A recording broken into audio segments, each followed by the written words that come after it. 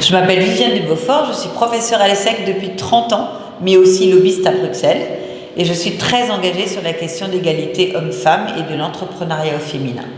Je participe au sommet du livre à faire en tant qu'auteur, c'est mon nouvel ouvrage, Génération Start-upeuse ou la nouvelle ère qui est paru chez Erol il y a quelques mois, en France, en langue française et qui peut intéresser le Québec. Je voulais témoigner sur les start-upeuses.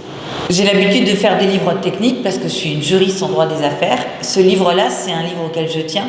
C'est mon témoignage, c'est ma transmission aux jeunes femmes, aux jeunes filles et à ma fille. Et d'ailleurs, il lui est dédié.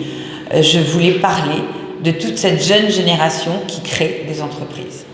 Il y a toute une partie de diagnostic, parce que je suis quand même un professeur, j'ai essayé d'identifier qu'il y avait bien une génération start-upeuse qui n'entreprenait pas comme ma génération, avec le sens du digital, le sens du share, le collectif, les meet-up, les start-up, le collectif, les hackathons, le digital, l'ouverture sur le monde, le partage, vraiment le partage, c'est sans doute le mot le plus important.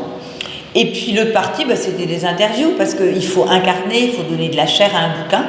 Et donc j'ai rencontré plusieurs de ces jeunes femmes et jeunes filles qui sont toutes différentes, mais qui partagent un point commun, c'est de faire partie de la génération start-upeuse. Qui s'adresse l'ouvrage?